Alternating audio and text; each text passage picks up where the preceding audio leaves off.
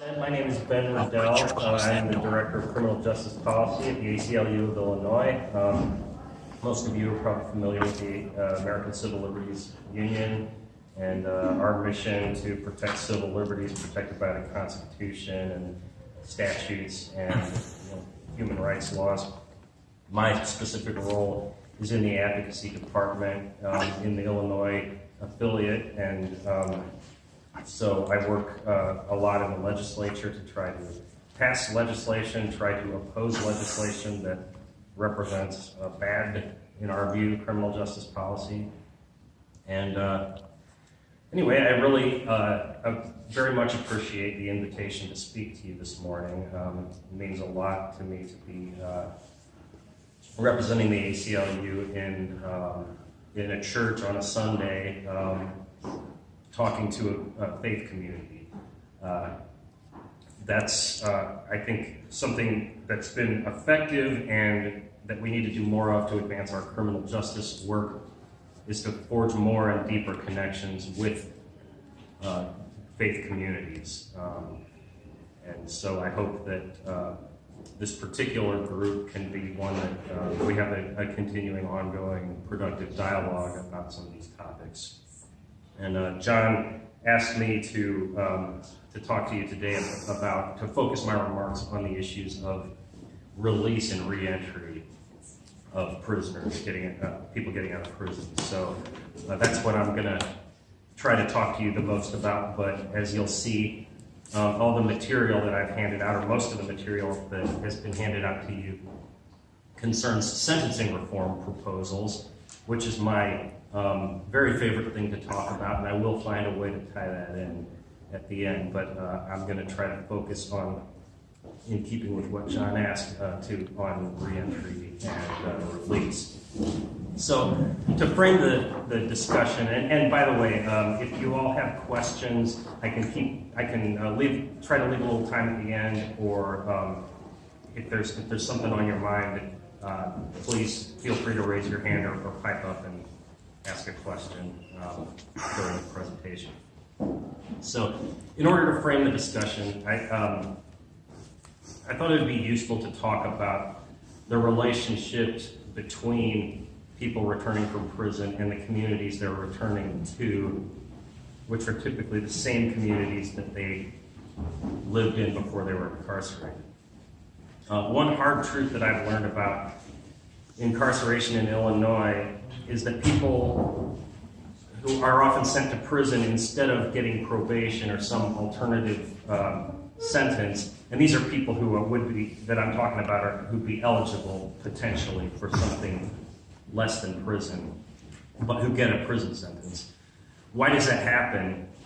Well, it often happens because the police, the prosecutors, and maybe others who live in the communities, maybe people who have been victimized by this person, or just who have been inconvenienced or annoyed by this person, feel at the end of their rope. They feel fed up with what they see as this person's persistent pattern of persistent bad behavior. So the prosecutor who seeks a prison sentence, the judge who imposes that sentence, they're not doing this because they think they're going to force the person to become rehabilitated and return to the community as a law-abiding person. Nobody's really that naive that they think that prisons in their current state serve to rehabilitate people.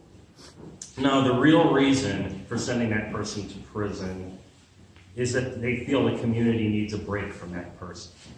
They want to get rid of that person and their problematic behavior, at least for a period of time. And conveniently, the state of Illinois also picks up the tab for that when somebody is sent to state prison. So the locals get a reprieve from the responsibility of expending resources on that person, at least until they inevitably return, which almost everybody who we send to prison does. So I think this dynamic has something to do with why reentry is a challenge. Justice-involved individuals place a high number of demands on scarce government resources, their frequent flyers, all forms of social programs where dollars are spent. So government actors have interest, a financial interest in shifting responsibility away from dealing with these folks at all. And for a person leaving prison, it can be a disorienting feeling to when the only home often that you've ever known is also a place that seems to have wanted to get rid of. So let me talk about what does happen when people leave prison versus what we at the ACLU think should happen. What does happen? Right now, reentry is kind of an ad hoc undertaking. People are released from prison not having participated in any meaningful programs, without any real plan for success, often returning to the same communities from which they came, that are often places that are lacking in resources and opportunity, beset by crime and poverty. And then after they're released, they're subject to supervision by the Department of Corrections for an additional period of time. In Illinois, we call it mandatory supervised release rather than parole, although these terms are sometimes used interchangeably, and I'll use them interchangeably. And mandatory supervised release, or MSR, is mainly, in Illinois, is mainly about enforcing the myriad conditions that the person's been ordered to comply with. So don't fail too many drug tests, don't miss too many appointments with your parole agent, or you could go back to prison. It's not really about services, it's about enforcement. So, you know, and people don't typically get violated on the first dirty drug test or whatever, but it often seems arbitrary when they do get violated because the enforcement is so uneven and sort of bureaucratic in nature. So what should happen? This is a cliche that you very well might have heard before at one of these talks, but reentry should start on the day the person is arrested. The day that somebody comes into contact with the criminal justice system, we should be thinking about how is this person going to be successfully reintegrated back in the community. And you know, that may, if they came into contact with the justice system for first-degree murder, they're not going to go back to the community for a while. If they're in for a drug offense, they're going to go back relatively soon. In either event, except in the very rare cases, they're going back. And so we need to think about what type of world we want to live in and what type of people, if people are going to come back from prison in better shape or worse shape or what. But we need a plan. We need to have a plan, and it needs to start from the day they're arrested. So when they come in, the person comes in the front end, we should be using the most sophisticated tools we have, risk and needs assessment tools, to determine the root causes of the alleged criminal behavior. And for whatever period of time that person's incarcerated or otherwise subject to the jurisdiction, to supervision by the government, we need to give them what they need to make it less likely that they're going to repeat or escalate the behavior that brought them to us. If they do go to prison, DOC needs to be planning months, or if they're serving a long sentence, years in advance for their eventual release. And then instead of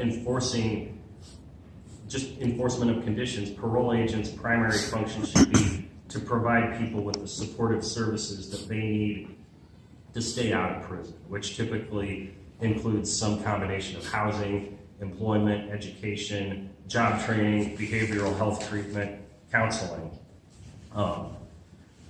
So not everybody needs the same thing, but the point is we need to treat people as individuals and find out what they do need and provide those things. That is, if we don't want to find ourselves in the same loop of recidivism. We shouldn't let our desire as a society to punish people convicted of crimes make us forget that we have a moral imperative to do all we can to return those people to useful citizenship, to quote a phrase from our state constitution.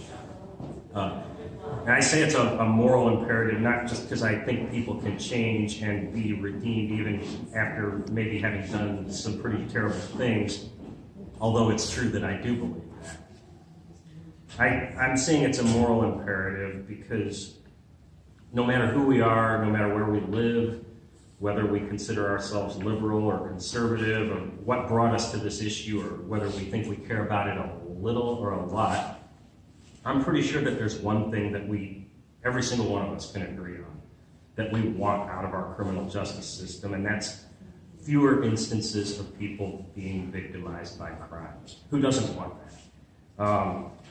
But recidivism is high in Illinois. It's like 50%. So clearly the current approach of treating convicted people as criminals, others to be punished and policed rather than fellow human beings with needs to be addressed, is not achieving the goal of fewer victimizations. We should care about helping people who have been convicted of crimes, but even if we really don't care about them at all, surely we owe it to one another as citizens of this state to do better. So this is a bit of a digression, but I'd be committing malpractice as a criminal justice advocate if I gave a talk about release and reentry without taking some time to discuss the many barriers that are thrown in the path of people released from prison that prevent them from succeeding. And I'm going to make this a relatively brief part of the talk,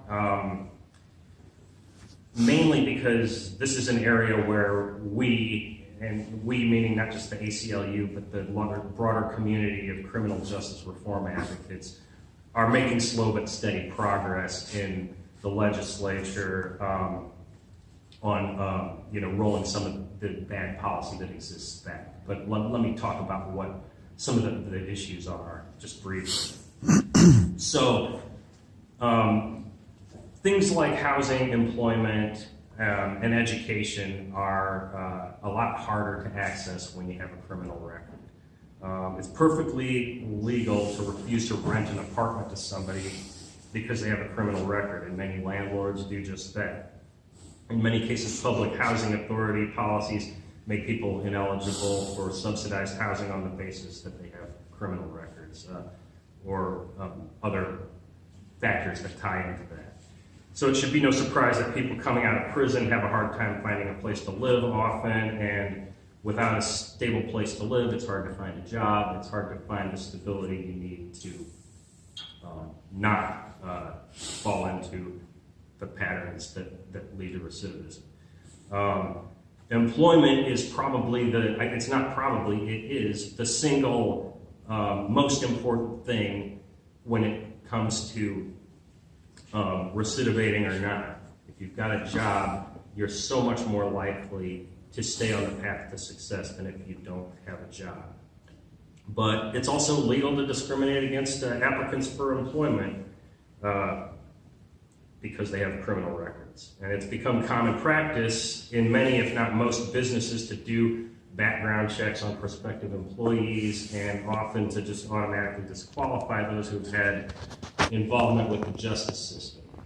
Now we have in Illinois for a few years now had a ban-the-box law, which if you're not familiar with that term, it forbids the employer for asking the question if somebody has a record, at least until they've determined that the person's a qualified applicant and been offered an interview. Then they can ask the question. It can figure into their decision, but at least it's meant to keep employers from knocking people out of the box automatically because they have a record without even any further consideration.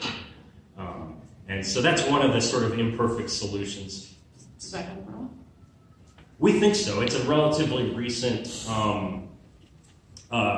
law in the state of Illinois, and I don't have any particular data to bring to bear, but I have anecdotally I can say that I've done talks with sort of business-oriented groups, and I can say that there are some employers out there who get it and who are looking past this. I mean, even some big ones like Walmart and stuff, and in part it may be because they'd have nobody to hire if they didn't, open things up a little bit, kind of the way military recruiting now includes people with records in some cases. But I don't know. Is ban? I think it's with employers. It's largely. I think it's a matter of changing culture ultimately, and that's happening slowly but surely. But it needs to happen so much more. And really, that's the only solution. Ban the box, and the other things I was wanted to mention are like expungement and sealing laws, that allow people who have been arrested or convicted of something to, sometime after the fact, petition to have their records expunged or sealed to limit who has access to those records. And those are good laws, and we support them. But trying to hide information in the digital age is always going to be an imperfect solution. It seems to me that some of the expungement issues, it's all the defendant, right? You have to bring your own motion to expunge. You have a hearing. You actually present a case. And then the next frontier is automatic expungement, and we've been succeeded in getting a few of those laws passed, particularly just in the last year for people with juvenile records. But that would be right, because what we saw is, even though,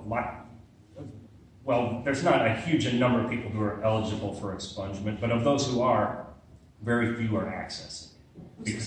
It's right, and it's burdensome. It's confusing to people who are not, versed in the legal system. So making it automatic really is kind of the next wave, the next frontier. I think in expungement and sealing.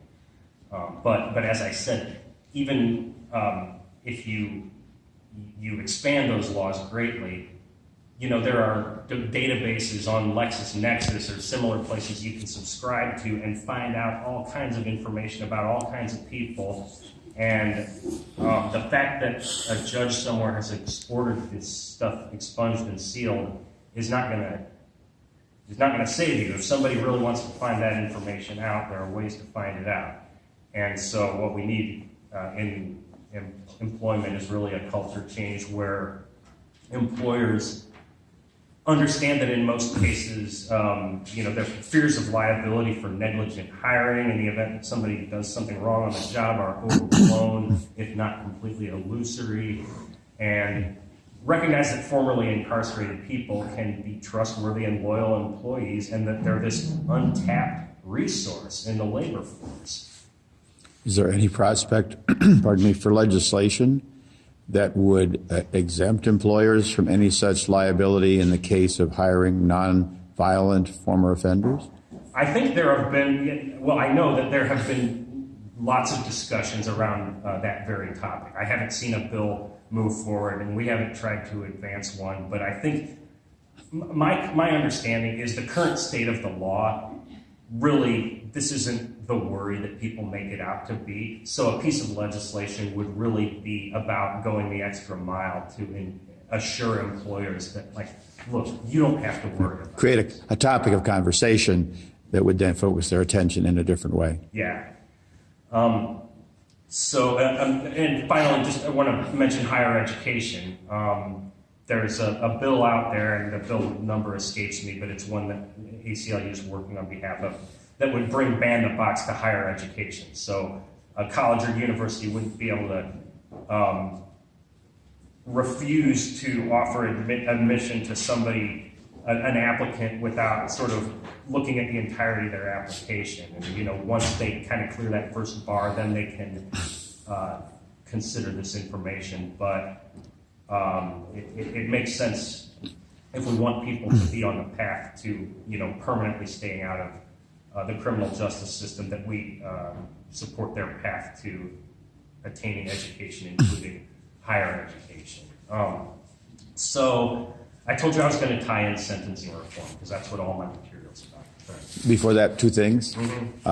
One, another barrier to employment is the complete lack of documentation as to who you are, no social security number and so forth, which the state of Illinois, the Department of Corrections, totally neglected, except hiring certain outside people to try to help people get social security numbers after they left.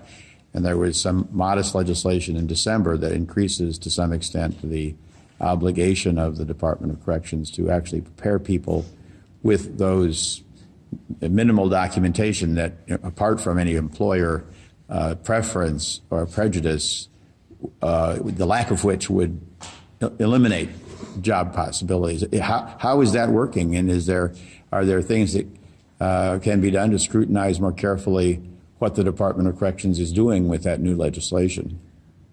I would say that the very best source of information on that particular piece of legislation is the John Howard Association. That's the leading sort of nonpartisan prison watchdog group. I'm not sure if you all have heard or will be hearing from the JHA, but I think they had some concerns that there was a law on the books for, I think, more than 10 years before the passage of that legislation that very simply, said that the DOC was supposed to help people get IDs. You're supposed to get a temporary ID that you're going to be able to take to the Secretary of State's office. Get yourself a permanent state ID, which, as everybody knows, you need to do things in life, like work. And for more than 10 years, this law was on the books and wasn't being complied with. And then the legislation that was passed to supposedly fix it had problems of its own. And I think, a lot of it is, just one moment. A lot of how it's going depends upon how the Department of Corrections and the Secretary of State's office are fulfilling the statutory obligations. And, for 10 years, they didn't fulfill those obligations. So the fact that we passed a law that, in a different way says they have to, shouldn't give us all reassurance. We need to follow up and hold their feet to the fire. Would there be people that are trying to do that, the John Howard Association, others that have operative programs? What specific efforts they have, but I'm certain that they are monitoring it because that's an area of interest for them. Sure. So I would recommend reaching out to them for the up-to-the-minute information about how. Thank you. Going. Yeah. I saw a question in the back.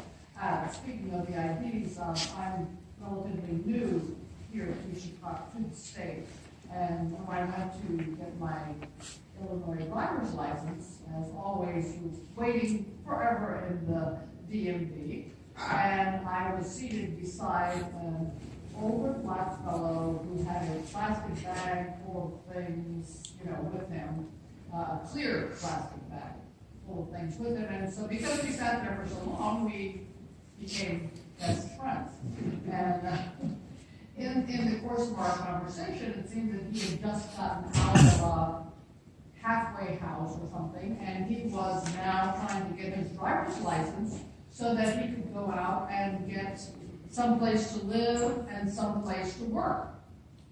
And I assured him, he was nicely spoken, very courteous, very gentlemanly and so forth, and so I assured him by his demeanor that he should have no problem finding a position somewhere and finding somewhere nice, decent to live.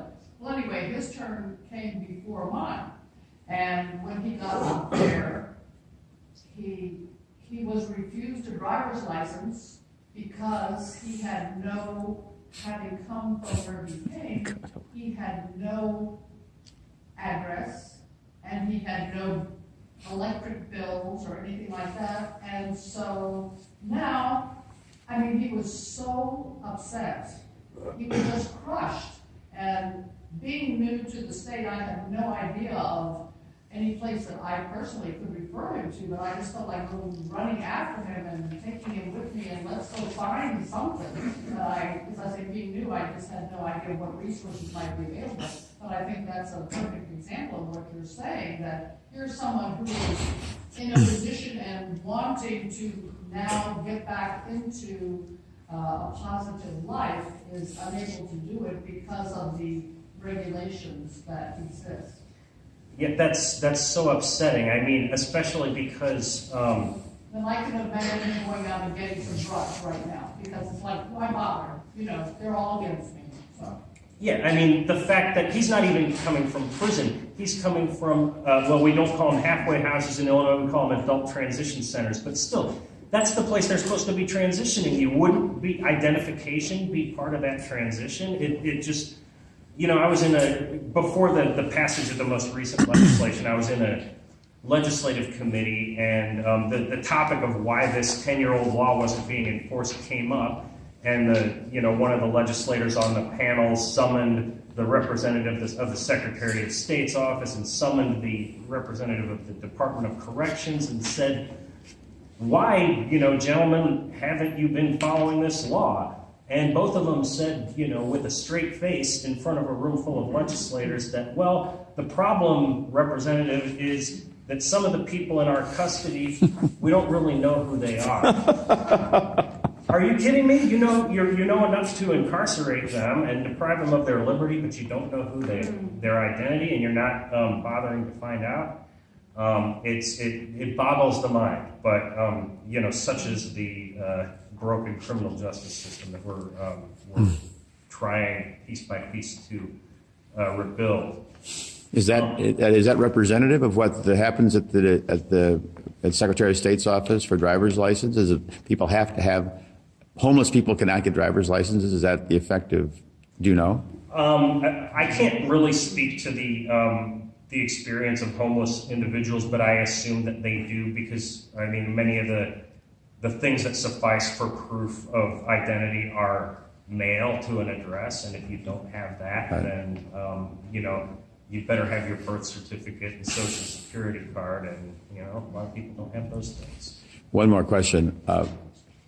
Could you comment on the whole issue of the release from prison without any resources at all, just shoving you out the door and the clothes you had when you came in, and what you think of the efforts that have been made by the the Cook County Jail, which is separate from the Department of Corrections, to provide some sort of a facility for people to hang out in and get some sort of an orientation as they leave the jail. Is that effective? Is that something that can be replicated?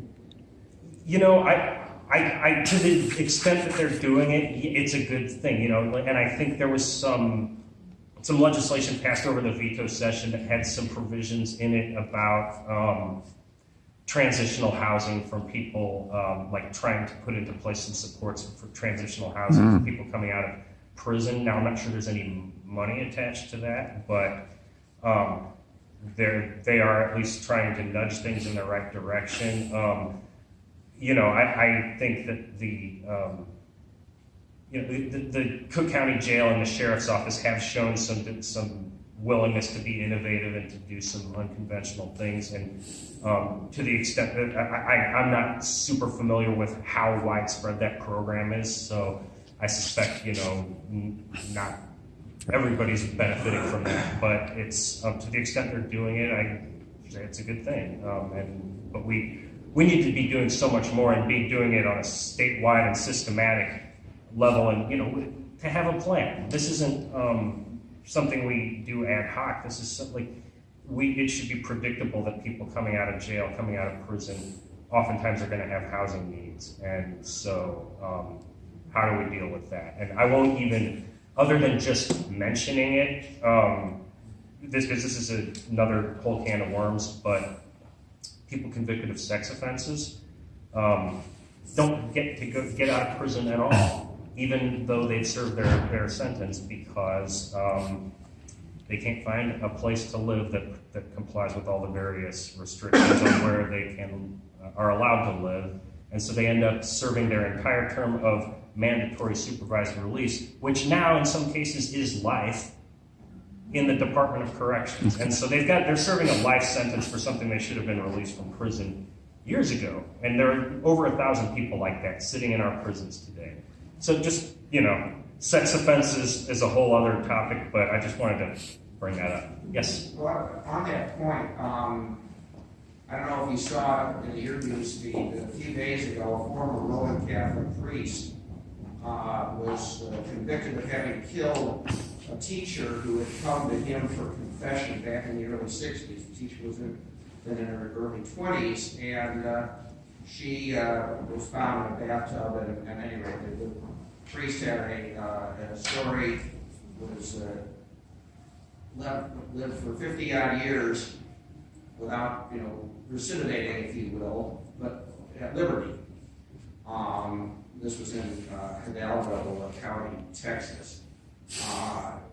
Most sex offenders don't have the luxury of self-rehabilitating, as this former Roman Catholic priest did, and they are barred from living within 1,000 feet of a church or a school in Illinois, which essentially, they're consigned to what amounts to a prison colony. What is the ACLU's position on this?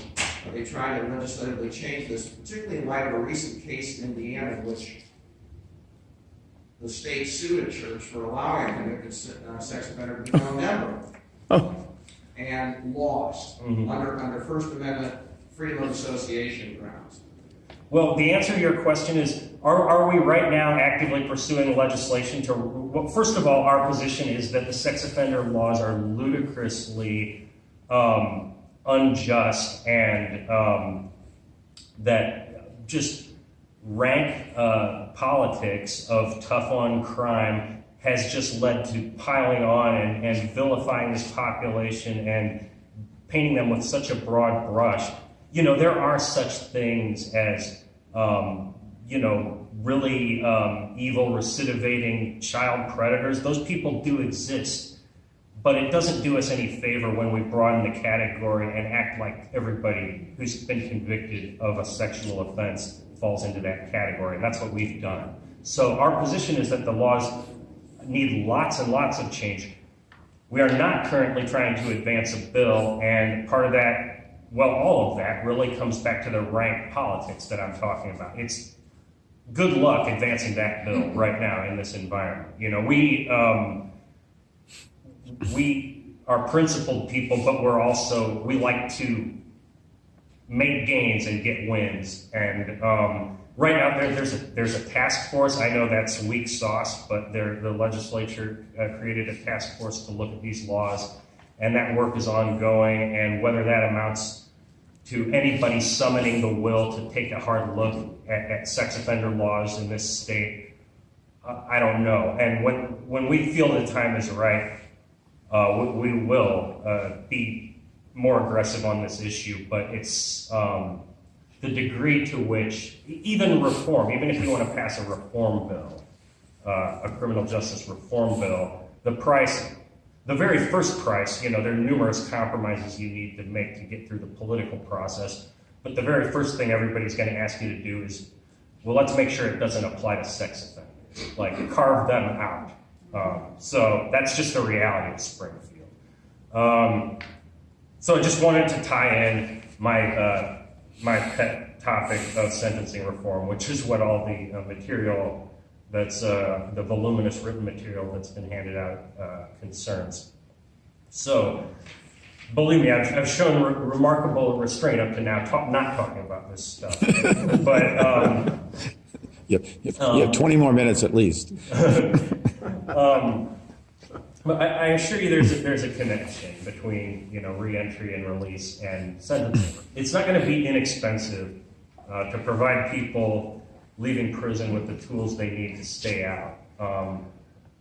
This being Illinois, there's not a lot of extra revenue lying around, to say the least. So to accommodate that kind of a large-scale reprioritization, there needs to be a shift of resources away from the excessive use of incarceration, which is the most expensive but not the most effective tool that we have in our toolbox, but we act like it's the only tool we have in our toolbox. There are ways. It's not a big mystery. People have been studying this, talking about it, analyzing it, how this can be done safely. It's within our grasp if the political will exists. So the first thing, is you've heard from SPAC. And I'm sorry, John, is there a cup of water to get? Maybe somebody could get some water from the kitchen. That'd be great. Thanks. You're taking this. No problem. We can do it easily. Sorry, it's getting a little dry here. So you've heard from SPAC about what drives incarceration, and it's two things. It's the number of people we send to prison, and it's how long they stay. Admissions, length of stay. It's simple math. That's what drives the population. So we need to reduce the number of admissions for people who are going in for drug offenses and for low-level property crimes. And, we have proposals to do that. The Governor's Commission has proposals to do that. There's legislation that's been drafted. SPAC has analyzed it, shown how many fewer people would be incarcerated, how much money would be saved. Thank you. All that's been done. What hasn't been done is put that bill on, thank you very much, put that bill on the board in the House and in the Senate and send it to the governor's desk. And so, so on the admissions side, and public opinion is behind this. There's the ACLU polling material that we passed out, and it's from 2 years ago, but the data is still good. People don't support this any less now than they did in December 2015 when we took the poll. That low-level drug offenders, shoplifters, people like that it doesn't make sense to send them to prison, and it often doesn't make sense to saddle them with a felony record that's going to keep them from getting a job, getting employment, getting housing. Yes. Yeah, just real quick, so the bill's there, but it hasn't been advanced to the governor, is that correct? That's correct. And why is that? Because there's the political will has been lacking to tackle the really heavy lifts that it takes. Okay. So you've got a lot of will. I understand. Yeah. Enough said. Yeah. So we've you may have heard the governor and various legislative leaders championing the reform that has been done. They have taken numerous baby steps. Yes. And taken many victory laps around those baby steps, and talked about having transformed the system, and pointing to the fact that the DOC population has declined by several thousand as proof that their reform is here. And The public's for it, the Democrats are for it, the Republicans are for it, but nevertheless, the bill hasn't been. Well, to say the Democrats are for it, I would say that's true in the general public. The general public in criminal justice matters tends to be out in front of the elected officials, significant. Just look at marijuana. The elected officials are just kind of starting to creep up to where the public is. I understand. I get it. Thank you. Yeah. Sorry. Yeah. What about, do you measure the effect of the lobbyists, like GEO Group? I was looking for a job in mental health, and the GEO Group had bought up all the mental health things, and so there's this kind of insidious privatization phenomena that's not being measured. It's not what I came here to talk about, but it's so as you guys probably know, we don't have privately operated prisons here in Illinois. It's against the law. There's a statute that says we shall not have those. But what we don't have is a ban on those companies like GEO and CCC, these private correctional giants providing community corrections type things, drug testing, electronic monitoring, and then there's no ban on private for-profit contractors operating inside the prison system. So for instance, Wexford is the medical contractor that's been, we among others are suing the Department of Corrections for the woefully inadequate medical care inside the prisons, and Wexford is in charge of that. So that's the wave of the future for them. I think those companies have recognized, people are onto this private prison thing, and they see, the tide has sort of shifted in favor of de-incarceration, and so the way for them to make their money now is to buy up all the behavioral health and electronic monitoring and drug testing and all the sort of services and adjunct industries. And although we have a private prison ban in Illinois, we're not immune from that. What do you see as the negative effects of that? I mean, I guess one can speculate, but I mean, does it make it just more institutionally established that the services will be lower quality? Well, yeah, I mean, the aim of a for-profit company is to make profit. It's not to, provide people with adequate health care. That's when somebody's been deprived of their liberty and put in an institution by the government, I'd say it's, the government's responsibility to ensure that that person has health care that complies with the Constitution, because that's the basis of the lawsuit, is that it's an Eighth Amendment claim. Presumably these are, they're competitive contracts. Is that not true?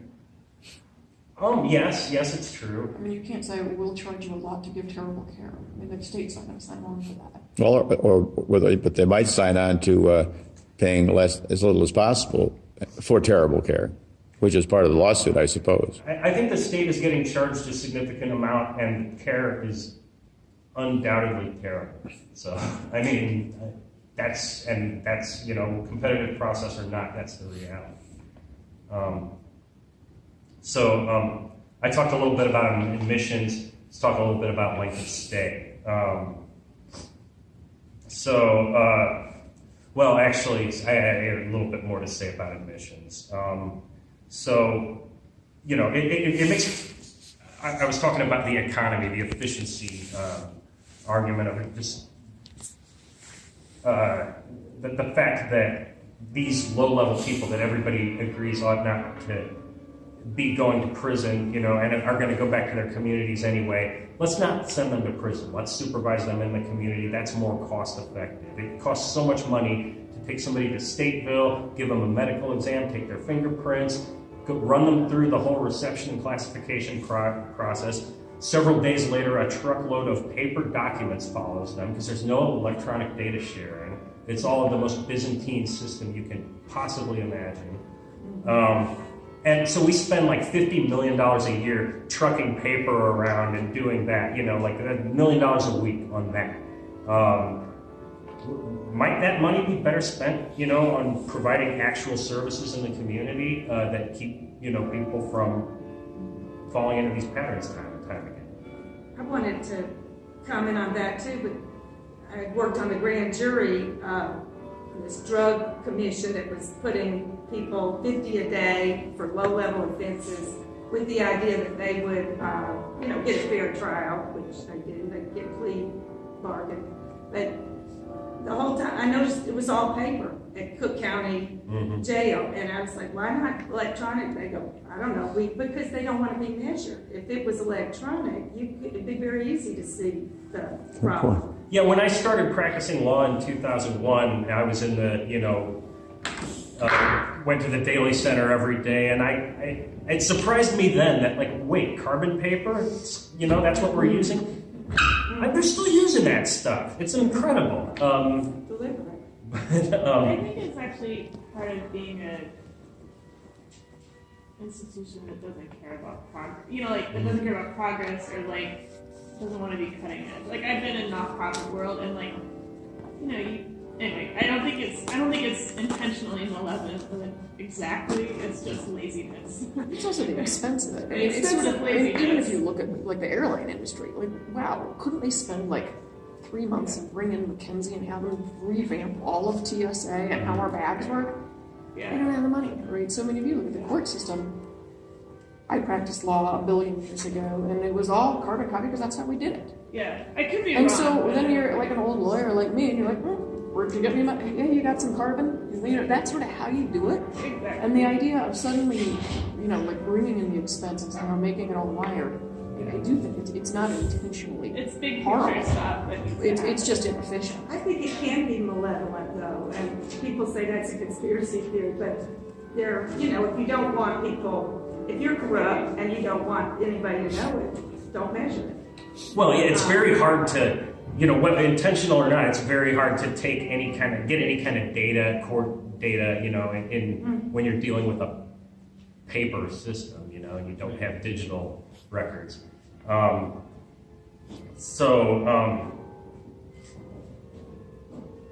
To just try and get back on track with my remarks, we have a lot of people who are staying in DOC for less than a year. So that period of time, the department acknowledges is inadequate for them to deliver any meaningful programming. So those people get shuttled around for a few months. They get nothing other than exposure to prison life, which doesn't make people better, makes people worse. I don't know, maybe somebody disagrees with that, but I think most people who've ever visited a prison would agree that it's not a place where generally you get better, absent any programming, just the experience of being incarcerated. So this is pointless. We need to allow people to stay in their communities, maintain the connections that they have to their families, friends, community, religious organizations, and institutions. And if public safety demands a period of incarceration, it makes more sense to use county jails than prison for these short-time people. So we need to really shift our focus on two sets of individuals: the people who are with the DOC for the longest period of time, typically because they've been convicted of something really bad and violent, and those who may or may, depend, no matter what they've been convicted of, our risk and needs assessment tools tell us are at the greatest risk of reoffending, have the highest criminogenic needs, substance abuse, mental illness, poverty, homelessness, trauma, the things that cause people to commit crime. We have validated tools that they're not perfect, but they can help us focus our resources in the right places. And that's the shift that we need to make. And the way that we make it is we reduce these excessively long sentences that bear no relationship to public safety. And that's the much tougher lift politically, because that's when you're talking about violent offenses. And the public, the public is right there when you're talking about nonviolent and drug offenses. There's a lot of work left to be done to convince people, even though it's a fact supported by data that these excessively long sentences are not benefiting us public safety wise. The fact that somebody's committed a very serious violent offense is not necessarily the measure of how much risk they pose or how likely it is they'll recidivate. We need to look at the whole of the individual to determine that. And just the sentences that we're handing out and the laws that we've passed, truth in sentencing and such, that all of which is discussed in the commission report and it's dealt with in our legislation and the materials that we've passed out, that's all designed to start this recalibration of resources where we're not saying don't incarcerate people ever. Prison is a tool, and it's a useful tool, but it's not the only tool, and we're acting like it is. And so, in order to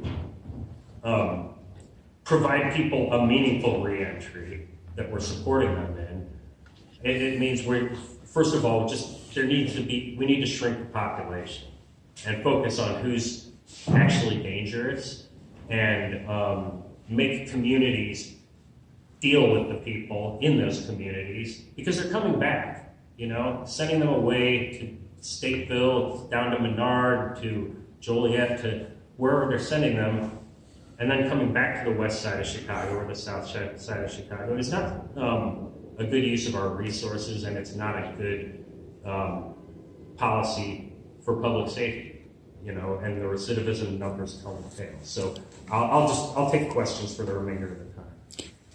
Given the political realities, did I understand that with respect to the length of sentences, the governor's commission or the commission that issues reports last December basically took the approach of saying, okay, well, let's just reduce all of the sentences by some portion rather than, They recommended be done with regard to drugs. Oh, I see. But did they recommend shorter sentences for violent crimes or not?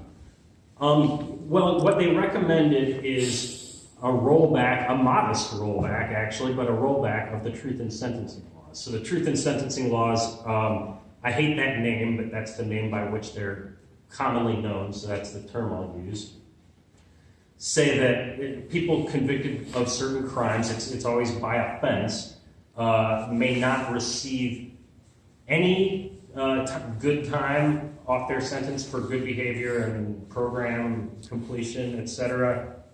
Or it puts strict limits on how much good time they can earn. And so if the offense is first-degree murder, nothing. You serve every single day of that sentence. If the sentence is 40 years, 40 years is how long you will be in DOC. But if the offense is something like a rape or aggravated assault with a firearm, it'll be 85%. If it's the one area that legislature has acted is it's rolled back some of the application of the lowest tier of truth in sentencing, which is like 75% for higher level drug offenses, drug trafficking and stuff. So they rolled that back to about 60%. So that's, I've been saying a lot of bad things about the inaction of the legislature and the governor. That's one positive thing they've done. I saw a question. Yes, when they are in prison, when someone goes to prison, what do they do all there? There are no programs or no GED available for them to start studying for, or what is the schedule for them? Well, there's not enough. There's not nearly enough, and so, and in the budget crisis, there were even less because it was community colleges and stuff coming in to provide the GED programs, and if they're not getting the money they need from the state, they can't do that, and they weren't doing it. I think some of that has started up again, but I haven't talked at all about the budget crisis and the disastrous effect that that's had on reentry and all the social service agencies that are the backbone of like the actual services that people do receive, when they come out of prison. Those are generally from social service agencies that receive state funding that weren't getting state funding during the budget crisis. So all that infrastructure was withering away. Some of those organizations closed their doors. It's like, you got the administration on one hand saying, oh, we need criminal justice reform, and over here they're just starving to death the organizations that are actually providing some support for these people. So I'm sorry, that was a digression, but...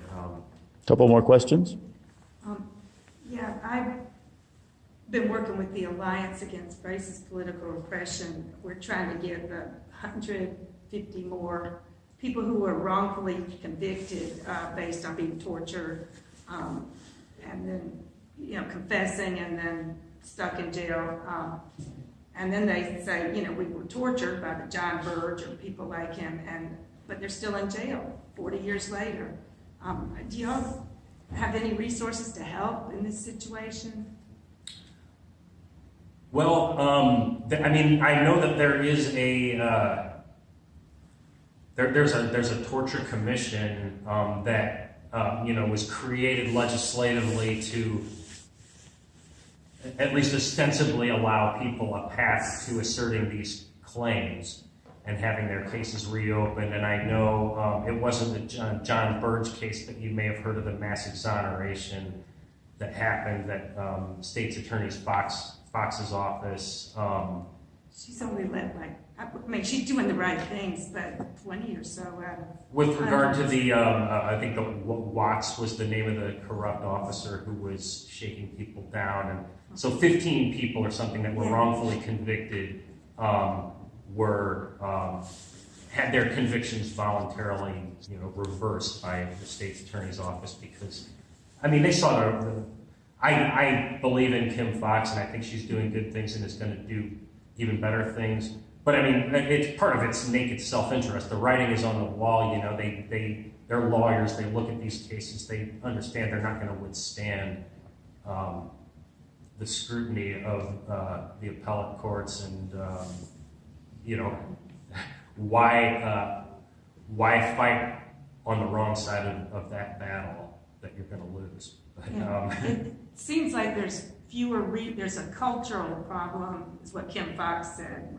But, she just didn't have the resources to reevaluate or assess all these hundreds of cases. So they were trying to get people to sign a petition. We still are on Stop Police Crimes, to just round or could just blanket release them. But I think politically, that doesn't seem to be the type of pressure. Yeah, although President Obama did it, he didn't do it nearly as much as he could have or maybe should have, but he at least set an example that, hey, that these clemency powers do exist and they can be used creatively. And that's one of the things we advocate in our policy guide that we passed out is, if we do these sentencing reforms, let's not forget about all the people that have been incarcerated under the policies that we're now acknowledging are the wrong policies, right? Let's not say, well, sorry, you were convicted before we did reform, so there's nothing we can do. You stay in prison for 40 years, and that's a whole other sticky issue is the retroactivity question. If we do make a change, what do we do about the currently incarcerated population? We can't do nothing. We have to do something. Thank you very much, Ben. This has been a very, very illuminating talk.